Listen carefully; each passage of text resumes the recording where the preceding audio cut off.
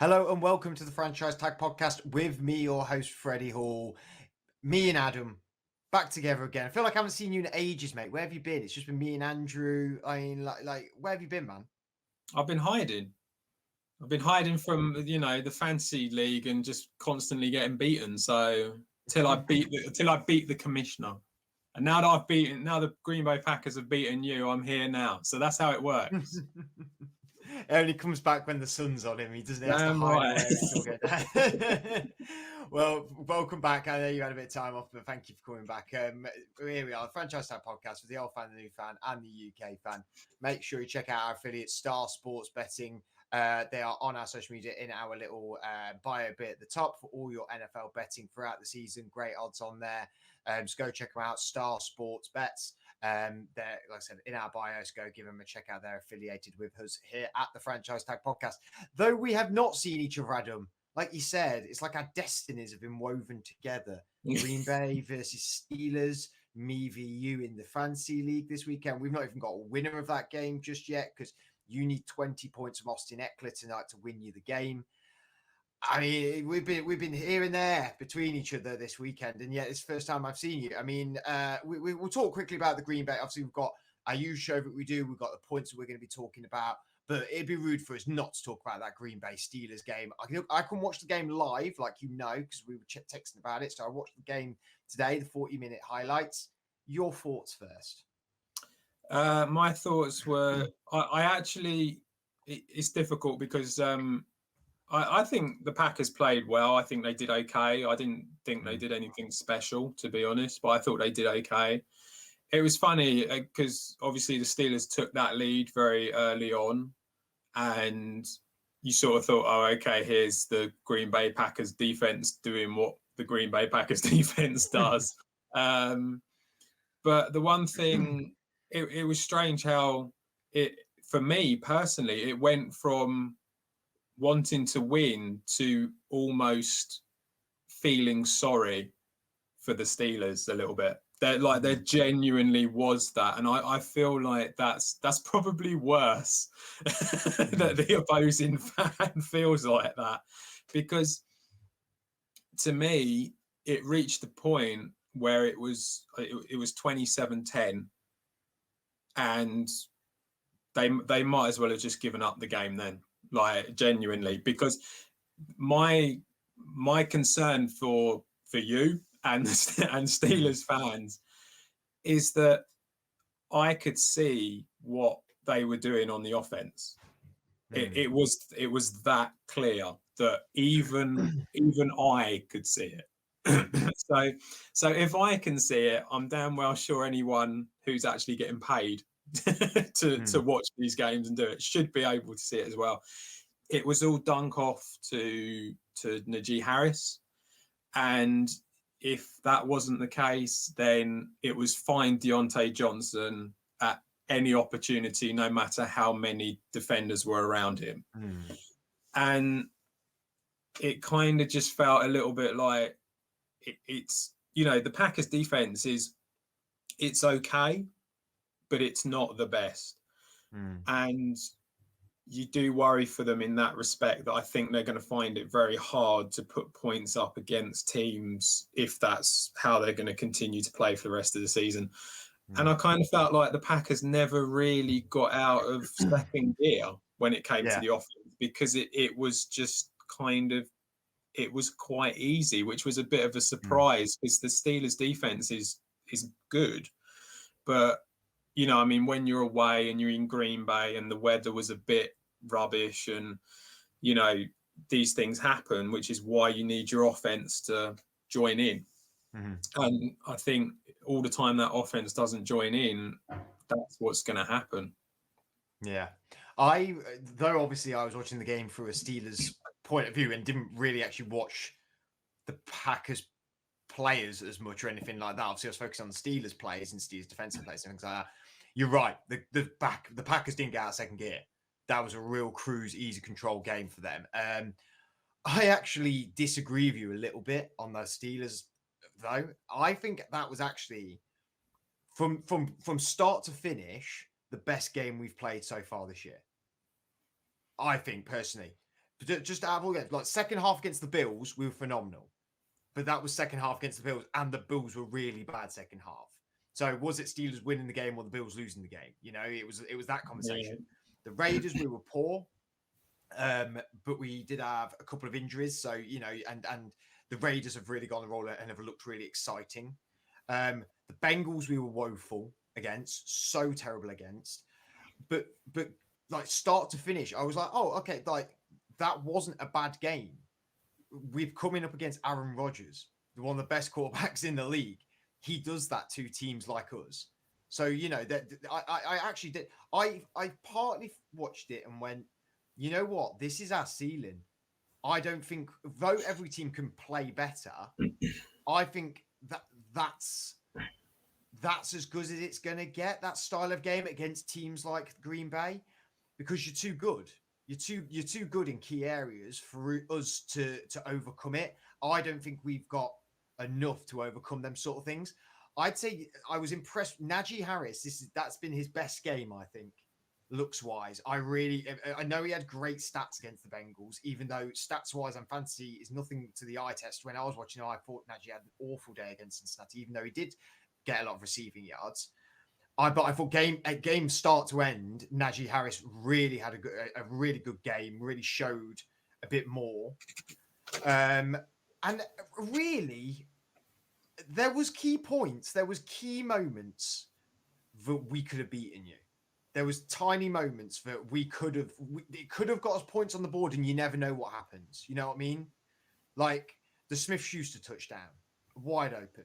If he'd got that, we go, we'd have 14-0 up at that point, or 14-7 up maybe. Yeah. The game could change. Like I think there's points like that, but the problem is with the Steelers this year, them points where it could be won or lost, I don't think we have the win factor. I think it's going to be the overthrows. It's going to be the just shorts. It's going to be the nearly Minka Fitzpatrick nearly had interception. Joe Hayden, marginal offside for that blocked kick that was the Fitzpatrick touchdown, which I think, though the NFL's referee-wise is very strict and very they review it. I thought that call was actually 1 week you'd get that, 1 week you wouldn't. I was thinking I thought that was quite marginal. I think there's moments in games that can win you the game, but on the opposite side can also lose you the game. And then moments lost us the game against you because we just didn't convert in the right places. The best game we've played so far this year, but I think that is as good as it gets, and the schedule is so tough going forward. I've done a podcast earlier today with the Seattle Seahawks podcast with the UK over here, and because we were reviewing the Seattle game, it's not this weekend, coming the weekend after, against the Steelers, and I looked at the schedule again, and I was like, Lions, Bears maybe. Yeah. Vikings, maybe. And out of that, I'm not that confident about any of them. I think it is a worry that if this is what you class as a ceiling, you know, this is where I think. Yeah, but I think that is the ceiling. I don't think Ben can play. I don't know. I find that a strange sort of thing to. I get why you're saying it, but I find that from Pittsburgh's point of view, if that's the case, then that's a strange sort of thing to have during your, for your season, because you do kind of think to yourself, so what is the point of this year? Like, is the idea just to have a poorer year, end up getting a lower draft pick or a higher draft pick even, and then be able to trade and stuff? Yeah, this is what me and Andrew talked about on the last podcast last week, is about what the situation is with the Steelers and what we would do quarterback-wise in the end of the season, drafting-wise, things like that. That was his talking point last week. So go check that out last week if you want to see yourself an in-detail depth point of that. I mean, they as an organization know they can play better. I think they can play better.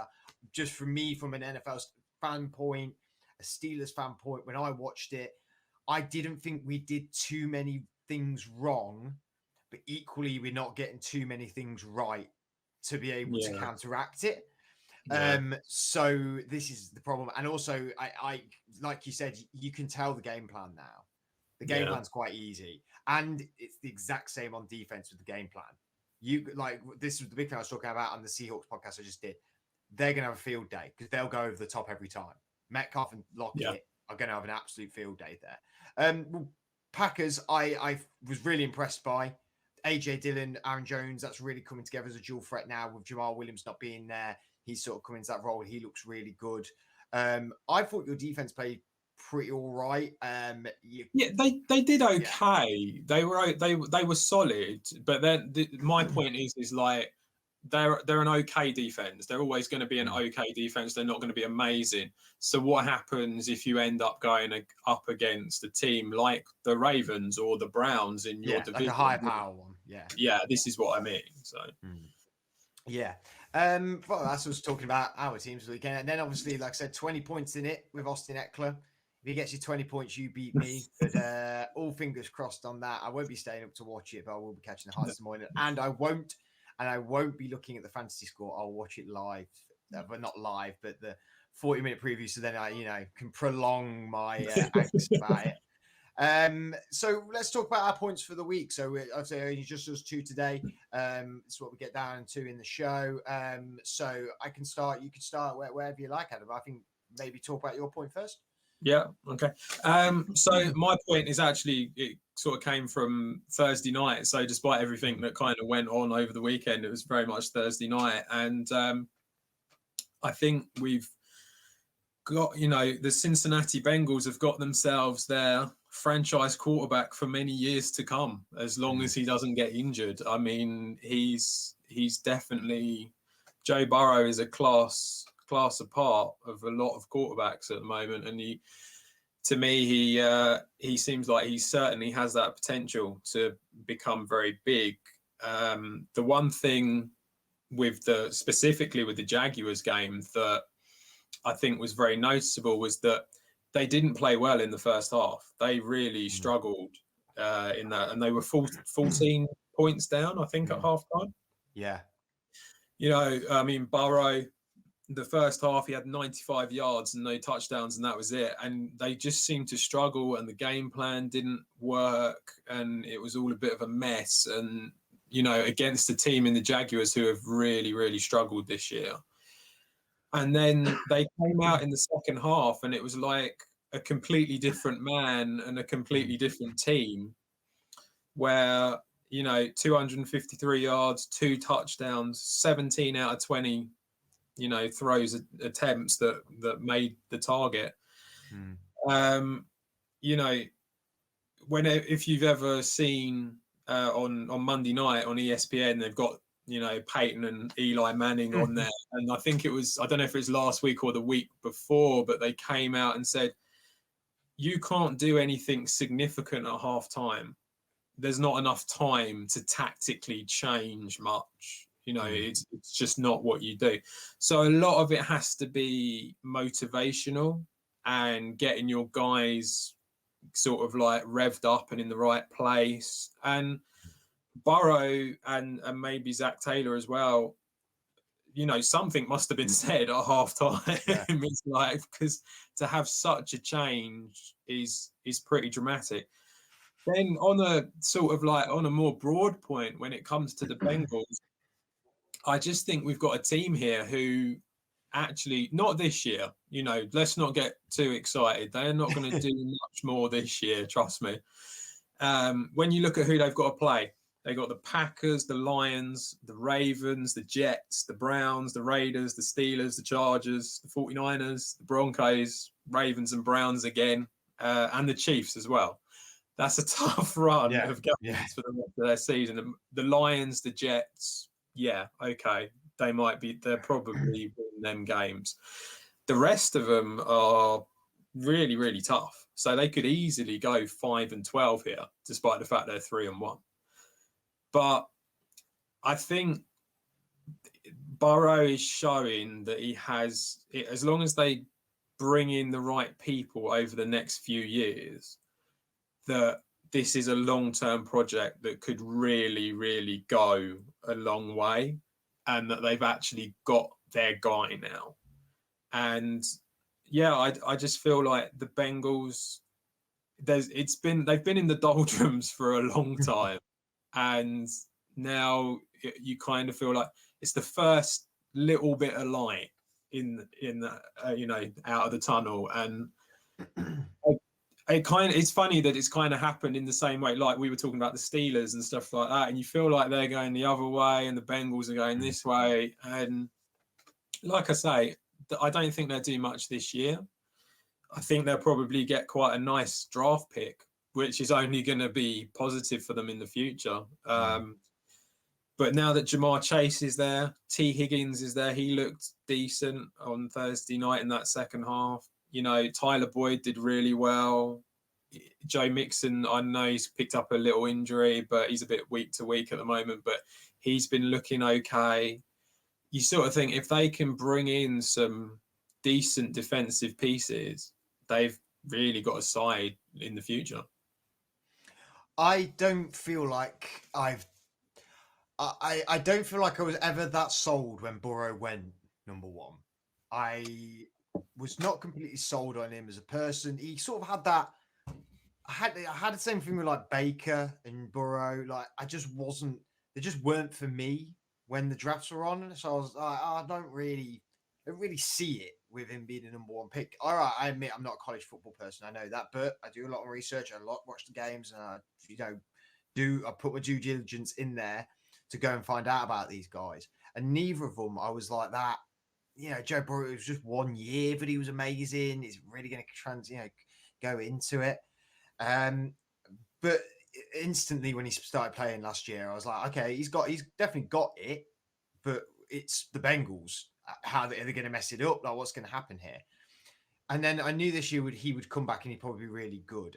But the team actually collectively, like you said, they're not going to make the playoffs this year. We're talking in the broader spectrum here. The team looks a bit better.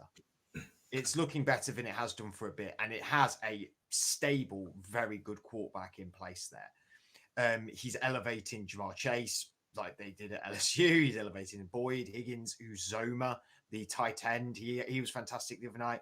And they didn't really, I don't think, deserve to beat the Jags. I thought the Jags put in a really valiant performance, and I was upset for the Jags not winning. So I thought, they've really put their all into this game, and they're still walking away with a loss. It felt a bit harsh on them, but it shows the grit and determination of the Bengals team. Like I said at halftime, chase you up. What needs to happen now for their future is, you're completely correct, is bringing in the right personnel and building that team.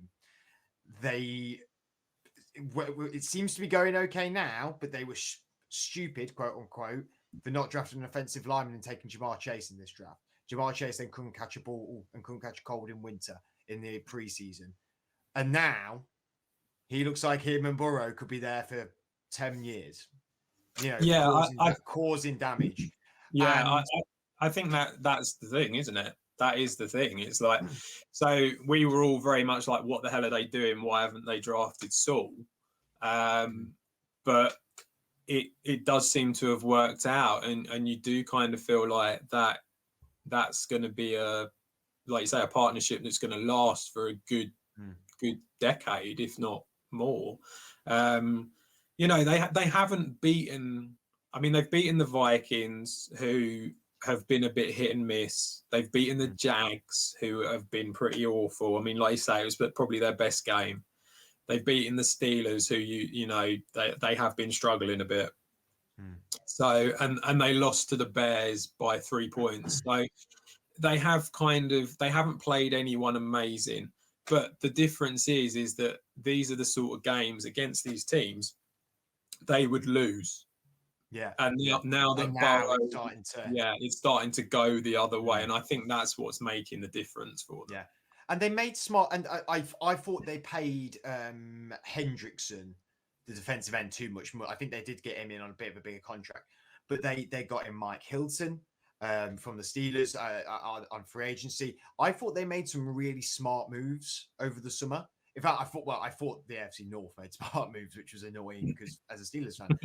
But the Bengals, I liked what they did, and then I didn't really like the Chase pick. I was like, "What are you doing?" But it seems to have worked. It seems to be right, and it's a bit like with CD Lamb went to the Dallas Cowboys. When that player's there, you're like, he's the best player on our board. You're not going to not take the best player in a way, because when is that going to come around again? It's just what they go forward that worries me. Zach Taylor a year ago, everyone was pretty much saying couldn't coach and was definitely on the hot seat and only won 2 games. And it was, or not, what last year, the year, whenever it was. And now it does seem to have flipped where he can coach and he's got the right quarterback and they've got some good offensive weapons and they've got some decent defensive players. It just now needs to just gel together for a few more years. It's a little bit like how we felt with the Cardinals, Panthers, the Broncos last year. All of us said, this is a team going somewhere. It's just that they need some time here. They need some time. And all 3 this year have tremendously elevated. I know Andrew has his feelings about Kyler Murray and the Cardinals, and he's not particularly sold on them. But them 3 teams cannot be questioned, but they have elevated onto another level here. The Bengals will do the same thing. They have got a year, 2 years away before they're going, right, we're pushing to the playoffs here, I think personally. Yeah, I think you're right. The Steelers will have an organizational change. Yeah. Ravens have got some aging guys and need to address what they're doing. The Browns, though are a really good team, have got a lot of young guys who are going to get expensive. They've got to decide on Baker soon. They've got to decide. They've re-signed Nick Chubb to that big deal. The players like Denzel Ward, they're going to have to look at contract stuff. Players like that. That situation might change quite quickly. Not that I don't think the Browns are suddenly going to do a complete U-turn where they were awful. Now they're great. They'll be awful again. I think just the personnel will have to change at some point. So the Bengals, a year, 2 years, have got to be looking at that. I think in 2 years' time, they're going to be looking to at least try and win that division, maybe. But you're right. They're going to have to address the right things. And do you think defense? What would you focus on if you were there? I think they do need to bring in an offensive lineman, like someone very good. As I've said, when you look at what their record is now, it's 3-1. But then when you look at who they play, it's going to be tough to have they're not going to have a winning record. They just won't. No. So they're going to get themselves quite a nice draft pick. I think they have to look at, I'm not saying, obviously, you can't have the ones that, went this year, but it wouldn't surprise me if they ended up in the sort of position where the Jets were with someone like Elijah Vera-Tucker. That kind of lineman, I think, is the sort of lineman that they would want to bring in. That makes sense. And then once they've done that, and they've improved the offensive line, because obviously you don't have to get them all through the draft. They could bring people in as well. Yeah. So, but once they've improved that, I just feel just a general improvement on the defense is the main thing. Because you've got your quarterback, you've got your wide receivers, you've got your running back, who I know Mixon, people go on about the injury history and that he misses games, but it's not. I mean, we had Matthew Betts on, didn't we? And he came out and said it's not one specific injury. It's not something to worry about. It's more just he seems to pick up little injuries all the time. Yeah. So I think with that in mind, I think the offense looks pretty healthy. I just feel they need that defense to sort of, as a whole, build up that a little bit more, and that will probably turn them into a team who are kind of just playing games in the hope to win a few games to a team that actually can compete to try and get into the playoffs. And, I mean, even, we're not talking about winning the whole thing or anything like that, because I think they're miles away from that. But it's just been such a long time since the Bengals, it's been a good few years now, and you just kind of feel like they've actually managed to find themselves a guy here who is going to make the difference. And I think that's it, really. And I hope they do. Like, I hope they do build around him and improve it and everything like that, because it'd be nothing worse than having the Matt Stafford situation, for example, where he was in Detroit, where it was such a great quarterback, but team was so bad for so long. Say what you want about Deshaun Watson, but the Deshaun Watson situation in Texas, where in Houston, where it's just a bad team and he's a great. It would be horrible to see that talent wasted on a team that doesn't build around them and improves. And I feel like the FC North's an attractive division. It's competitive. It's full of history. It's good teams. And it will be, and that's what they'll have to look at in the free agency. They'll be looking at veteran sort of guys with playoff big game experience. Yeah, I mean, like if like say like if a Dante Hightower, for example, came on the market, or Carl Van Noy, like he did where he went to Dolphins back to the Patriots, if he came on the market, I think that's the sort of guy they're going to try and look for. Is that maybe 2-year guy who maybe isn't incredible, will be fairly okay money wise, but has that big game experience, big team experience where they've been to the playoffs, they've been on winning teams, where they can instill a bit of a, because it's not just a team change, it's a culture change, it's a change of mindset and everything like that. So if they can have that, bring in guys like that who can do the culture change, draft well and hit on some draft picks, this could be playoff team in 2 years. Yeah, I think when you think of who the Browns brought in free agency, they're the kind of guys, them defensive guys that they brought in. It's them guys that at that point in their career where you need to bring them in. That's exactly what they need to do. But I feel like now, at least they have the potential to do it, whereas for before they didn't. Yeah, well, I'm hoping they're not going to be too great, obviously. It'd be good to see what they do going forward, and big up Joe Burrow because he is a tremendous quarterback. We're going to move on to my point now. Mine's a bit of a different one, bit of a curveball one, really. And I was on Facebook UK early on the NFL UK. This was just before Facebook and Instagram and the whole world shut down. Obviously, Twitter now is the biggest hotspot in town for all your news, NFL news, NFL UK news. Since that's all not working. But I was on, and someone put, it's only week 4, but who's the best team, worst team, something like best rookie or something of that caliber. And the last one was player to watch out for. And I thought, I don't really like to pay attention, but I thought I'll look in the comments because that's interesting to read. And I'm really glad this name was coming up nearly every other comment. And it's Trayvon Diggs, the cornerback at the Cowboys. He was the player that you should look out for. And I could not agree more. I think I've got that here. Is Trayvon Diggs going to be the next great corner? Is he going to be? Can he go to that next level of being one of the top lockdown corners in impact cornerbacks in this league? Now, when I hear Trayvon Diggs, I associate with the Quandre Diggs, who I believe is relative, but his brother Stephon Diggs, obviously. And I sort of get confused. I feel like he's been in the league for years, and he's not. This is his second year. He's 23 years old. He only got drafted in the second round in 2020. Last year, he played 12 games. He got a sack, 58 total tackles, 1 tackle for loss, 3 interceptions, 14 passes defended, 1 forced fumble.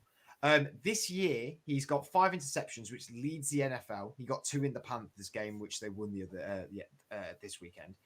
8 passes defended, which leads the NFL as well. 13 total tackles, and he also got a touchdown in Philly as well for his interception.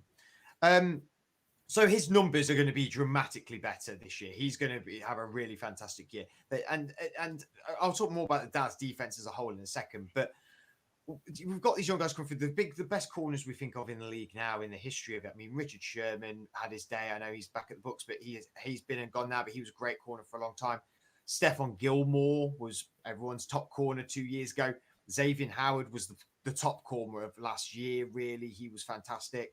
And there's a couple of other corners out there. Jalen Ramsey, obviously, is a fantastic cornerback. But I don't think there's actually that many really excellent cornerbacks anymore. I feel like there was a lot at one point, and now there's a handful. I think Jalen Ramsey, Stephon Gilmore on his days in the conversation, but he's not been playing. He's been injured. And Xavier Howard is really good as well. I'm sure I'm probably missing more names, but what I'm really enjoying about Trayvon Diggs most, though, is really it's just his impact. It's just his way. This is what the Dallas Cowboys defense is needed. Now, stats-wise, it's still not good. We've talked about this every week where we talk about someone and the stats-wise, it's not great. Now, the stats-wise is still not great for the Dallas Cowboys because I believe that Trayvon Diggs' supporting cast is not good. I mean, he's got Next to him, Anthony Brown, Jordan Lewis, at free safety, DeMonte Casey, at strong safety, Donovan Wilson. Malik Hook has just been bought in. So he's not exactly got a great supporting cast. That's why the stats are very good, really. I mean, they've allowed the most, they've nearly allowed the most completions. They're 30th in that, and they're 31st in allowing passing yards, 26th in passing touchdowns. Interestingly enough, though, when I was doing that, who do you reckon, which defenses do you reckon have allowed the most completions? I mean, there's 31 other teams, so that I feel like it's a very broad question. They are surprising. Right. Oh, okay. So not the obvious. No. I would probably say the Falcons would be up there. Nope. And who else? You're immediately thinking about teams, right? Yeah. Yeah. Is it the Packers? Wrong. Probably the Packers, isn't it? It's not the Packers. It's not the Packers. It's the Rams. Okay. And the Bucks. Oh, okay. So though these stats are bad, I admit, though they have had 8 interceptions, which is the first in the league, and they've had 24 passes defended, which is second in the league. So the impact plays are really good.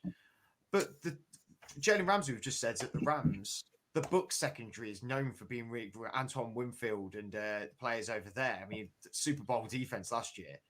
They are the 3 worst teams in the league for completions and passing yards. And so really drawing away from the stats, I mean, like, we know that that they are bad defenses, so to speak. But the Dallas defense last year was bad. It was bad. It was visually bad. And the secondary was bad as well. I feel like they needed someone to elevate and to influence and to like, right, let's get it together. Dan Quinn's come in. I know that you've been really happy with Dan Quinn coming in. You've said that he looks like he's got a game plan for them. And I agree. But I feel like you need players to influence the team. And I thought that's why they drafted Micah Parsons. Personally, I thought that's why they did that. I thought he's a guy who's very, very good. He's maybe the top defensive player of the class this year. And he's also known for being incredibly influential in the locker room. But it's actually Diggs who I think is doing that. I think Diggs is really dragging this defense up and really going like, and really bringing it. And that's what I'm enjoying about him. I know they've conceded 20 plus points in 3 out of the 4 games. They've got 3 wins now and a loss to the Bucks on the opening day of the season. They are allowing points. The offense was never the problem for the Dallas Cowboys. It was their defense. And I'm just really happy that he's got that next step up. And, he's got 5 interceptions already. Like I said, leads the NFL. He's coming up against the Giants, the Patriots, and the Vikings in the next 3 games. And what do all 3 like to do? Throw the ball. Yeah. So and he's coming up against Daniel Jones, who could easily get a few interceptions. The Patriots, which Mac Jones could easily get an interception, and the Vikings, who are known for throwing the ball deep down the field. Okay, I feel like maybe he could get torched on 1 or 2 plays, but it definitely puts the ball in the area for him to get more interceptions there. He could have by week, what are we on, week 5, coming up to week 5. By week 10, he could have 10 interceptions if he carries on the same rate that he's doing. Yeah, I think he showed glimpses last year, and I think, like you said, it now works a lot better this year. The reason that I thought that Dan Quinn would be good for the Cowboys is because he played the same defensive system that the Cowboys were used to playing before they brought in their last defensive coach, who I've completely forgotten his name. It was Mike something. I can't remember. But it didn't work because he played a completely different way.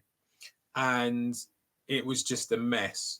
And Dan Quinn had his defense set up in Atlanta a particular way, and the Cowboys play the same.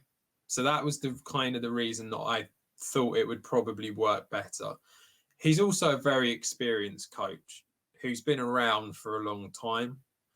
And the other thing is that they have brought in some young coaches there as well. There's is it Aiden Durden, I think, the English guy? The English guy, yeah. So this is where trying to think back to Hard Knocks, which obviously Trevor Diggs featured a lot, as well as his son, who was just the biggest breath of fresh air. And what a guy. I mean, And anyone that looks at Dak Prescott and says hi, Pat Mahomes is he's a very funny little kid for sure. But yeah, so they've brought in some good young coaches, and they've kind of got a nice mix there. The players that are there are not the best, because that's what I mean by their stats. Yeah, the supporting cast is not good. You're just not going to change it that quickly, and like you say, that's exactly the reason that Micah Parsons came in, and exactly the reason why you're seeing Diggs excel compared to who else is there. So, yeah, I mean, I think they are a team that they're always going to struggle defensively until they completely rechange that defense. But they've got the right coach to do it. They've got players like Diggs and like Parsons who are young and are only going to get better. And in a way, specifically on the defense, they're a little bit similar to what we were saying about the Bengals, where it's almost like in a year or two, if they bring in the right players on that defense, they could become a very, very good defense. And all the time, I think the difference is with the Cowboys is if they did that in 2 years' time, they would win the Super Bowl. And that's because the offense is just so good. That's why the offense is just so good. They played the Panthers, didn't they? And they put up, what was it, 41, 42 points, something like that? It was 36-28. Right, okay. So they put up 36 points against the Panthers. The Panthers' defense has been not that bad. I think Panthers' defense is ranked number 1 in the league at the minute. Exactly. I think stats wise, it's actually been incredibly effective this year. So yeah, and they've got a good young defense, and they've looked good, and they kind of blitz them. So that offense is going to make it's going to make a monkey out of most teams, to be honest. But yeah, I mean, Diggs just looks like a really, really good corner. And like you say, it wasn't that long ago that the corners, there was loads of them. But you haven't got that many anymore. I mean, Jair Alexander at Green Bay is a great corner. Yeah. Jalen Ramsey, as you said. But you start going past them too. I mean, there's a few more that you could mention, but I mean, Xavier Howard's in the conversation. Yeah, he's but there's not many. No, there's not. Outside that, and there is a real gap for it now, and you kind of feel like Diggs, like I say, with the right coach, who I think who I think the whole defense has got now, and that will only improve his game. And yeah, I can see him sort of like really kicking on. Do you think this is also helps alleviate a little bit that in the draft, really, no one will admit it in the Dallas building, but they wanted JC Horn or Patrick Surtain. That was who in my mind, when you looked at Dallas, when they were the mock draft, stuff like that, everyone had them having a corner or that type of player. And I think they wanted Surtain. And then they both go. Horn earlier than Surtain. I think though Horn went to the Panthers, Surtain obviously to the Broncos. The Broncos were going to maybe pick a corner. It wasn't. Broncos didn't look like they were going to pick a corner at all, and even the Panthers. So they both do go early. They look like they were going to go more to the back 10. Then there's obviously the movement the Cowboys do, the trade with the Eagles, because both the corners go. They pick up Mike Parsons. Everyone knows that Mike Parsons is going to be a good player. But then there's we've just brought in Keanu Neal. We've got Leighton Van Der Esch. We needed a boundary guy, really. Now they've moved Mike Parsons to defensive end, and he looks okay. I think he's going to get it. I think it's going to take a moment, but he's going to get it there. And now Diggs has come through as this top corner for them. And they're like, wow, we didn't. Do you think that alleviates a little bit with the fan base? But they were like, well, was that the right draft pick? Was it the right move to have made, really?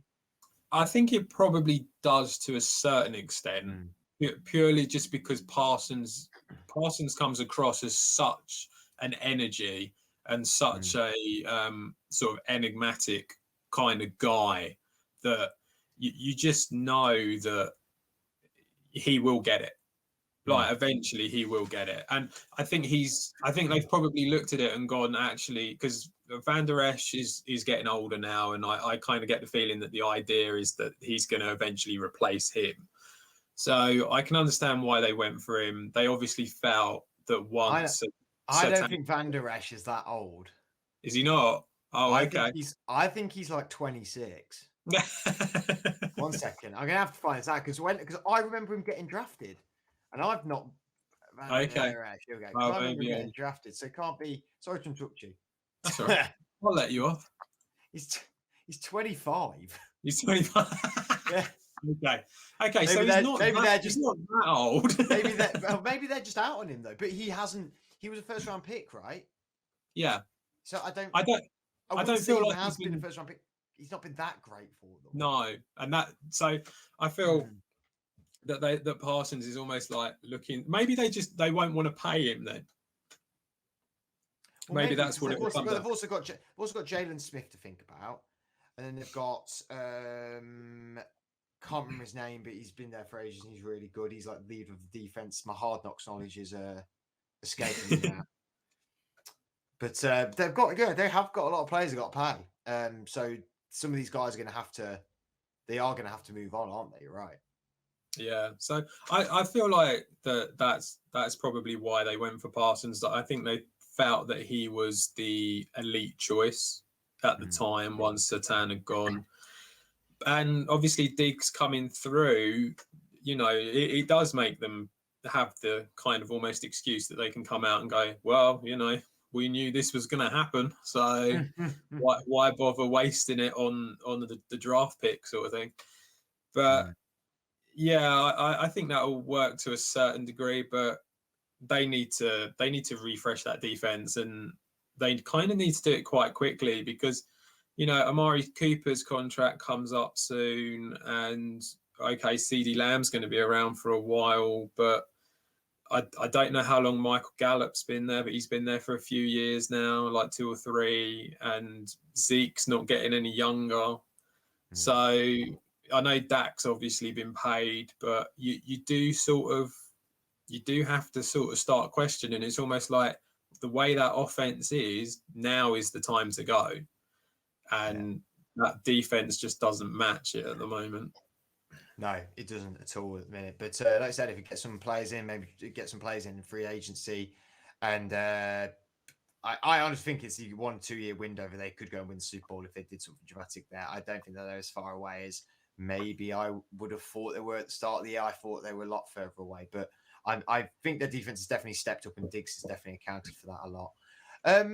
That's all we've got time for this week. However, I mean, we should be extra pumped up. We are extra pumped up because, and this is going to sound a bit strange really to most people out there, but me and Adam have actually never met face to face. We've never been in the same room, never been in the same area, never breathed in the same London smoggy air and looked each other in the eye and said, I love you, And that's going to happen this weekend. Because the NFL is coming to town. NFL London is this weekend. It is the Atlanta Falcons against the New York Jets. It's going to be kicking off at 2:30 at the Tottenham Hotspur Stadium.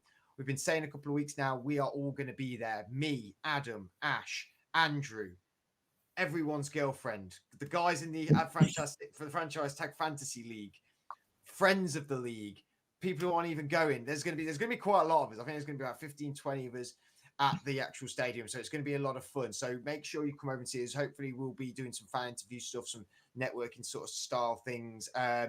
So if you want to get in contact with us, you want to come see us, you want to come chat some ball with us or just meet us and vice versa. We want to meet you guys as well. There's a lot of guys we know out there who do other podcasts, who have been on our podcasts, who support the podcast, who are NFL UK fans, who are Packers fans, Steelers fans, Giants fans, for all the teams that we support as well. We want to meet you as well. So drop us a message on any of our social media. You can drop us a personal message if you like as well. Come and have a beer with us. Come chat some NFL UK stuff. Chat some NFL. We can mess around. I might even bring my ball along. Let's play some football on the street. I don't know. We could go real crazy. Maybe not. Well, that's not going to end well, is it? No, I feel like Andrew's competitiveness and the fact he can't run, that is an injury waiting to happen. I know it. But either way, we're going to have a great time. Me and Adam, Ash, and Andrew are going to be at both of the games. There's going to be more of us at the first game. The second game, we're probably going to be more there as just fans of watching the NFL. But make sure you get in contact with us because we want to meet you guys. And it's been a long time since some of us have even seen live sport, and it's been a long time since obviously the NFL has been over here. It really needs to be a celebration. It's going to be electric in the stadium. I know it's not going to be maybe the most exciting of games, maybe, but it's going to be exciting for all of us because we haven't seen the NFL live for so long, and it's back in London. And okay, NFL UK has not done much about doing events, but people have been organising events as well. Which reminds me, the Gang Green lot, the Jets fans, they have organised a meetup at the London Cocktail Club on Monument this Saturday. They've asked us to push that for them. If you're any Jets fans who are over here for the UK game or have come down for the game, go and meet up with them guys. It's Gang Green UK on Twitter, I do believe. Really great bunch of Jets fans there. Even if you're not a Jets fan, you're an NFL fan, go check them out. I believe the Atlanta Falcons guys are doing stuff as well. ATL Falcons. They are the Falcons UK official fan group for them. So go check them out as well because I think they're doing a fan event. Really great guys across the board there. We'd love to meet up with them on that Sunday as well. So make sure you catch up with us. Have a good rest of your week. Enjoy the NFL on Sunday, and hopefully we'll see you in London. Until then, have a great week.